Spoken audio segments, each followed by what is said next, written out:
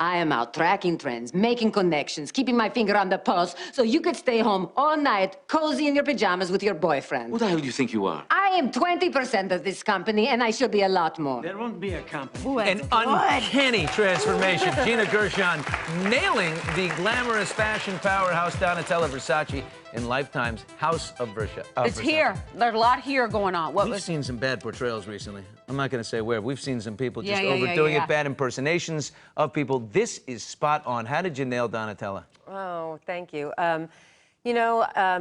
I just watched tons of her videos and interviews, and it's tricky because you see all these pictures and you have this image of who she was, and this is based on a book, The House of Versace. So it was important to kind of get to the real person as much as, you can kind of guess or figure out. Like half but the Russian? face, what do you have to do here?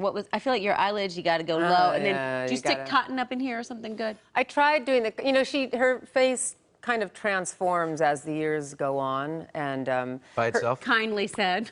I mean, it just by itself. I mean, she had some great. Someone asked her something about beauty and organic, the natural look. She's like, naturals for vegetables, or something alluding to food. She says there's nothing natural about beauty. She's really funny. I mean, and she's a smart lady. It's like.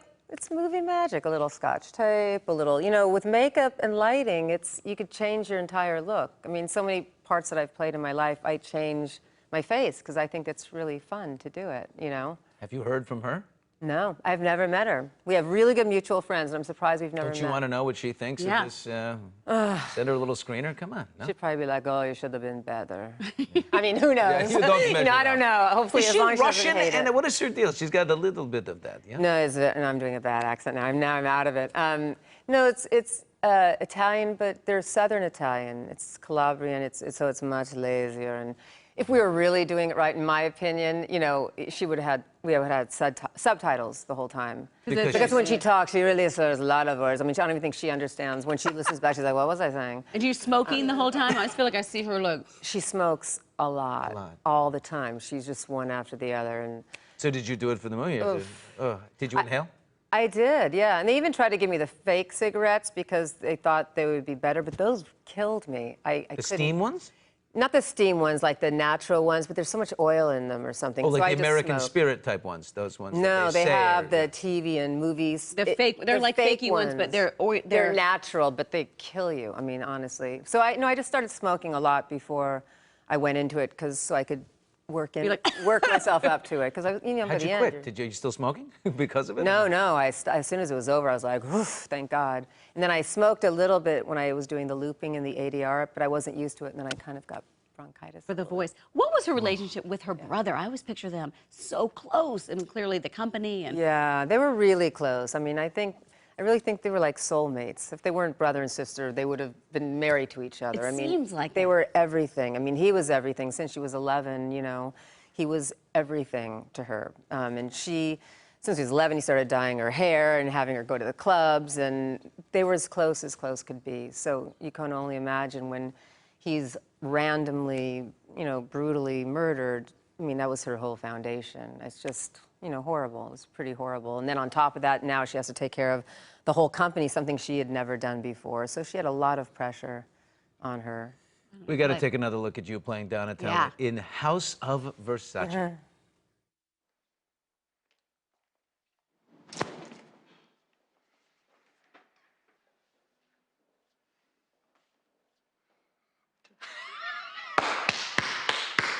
But I love it. It's perfect. Do you have any idea how much free publicity we get when Princess Diana, Madonna, or Sharon Stone wears Versace? Free. And you guys roll in real clips, right? Authentic clips. Archival yes, archival clips. But see what she did there? That's like when you were showing the Emmy dresses before. On a couple of those Emmy dresses, if you had done that and done that and done that, they would have been fantastic dresses. The Donatella in you was thinking like, Donatella sleeves, take that them off. Stuff off. Incredible. Now but it documents her power surge, right? And then squander and her plunge into drugs and alcohol and all of that. Yeah. So it was a very horrible time. I mean, I think we all think about Donatella, and of course, Maya Rudolph is so funny, and she does her impersonation, and we all see her, and she's certainly larger than life with this iconic look. But if you really this is really about kind of the family drama. It's the Lifetime version of the book House of Versace, which really focuses on the family. But what she went through with, you know, her guy dying, and all of a sudden she really, you're under the shadow of a brilliant genius, and then you're expected to do that, even though she has the DNA and all of that. It's a really tough gig, being the designer and controlling everything. My friends who do it, they work harder than anyone I know.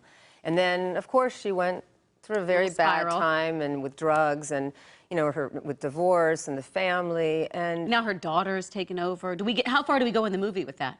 The daughter is taken as soon as Johnny dies. She's, you know, when she turns 18, which is a whole other can of worms. But what I really respect about her is, you know, then she went to rehab. The family said, listen, unless you go, you know, you're out.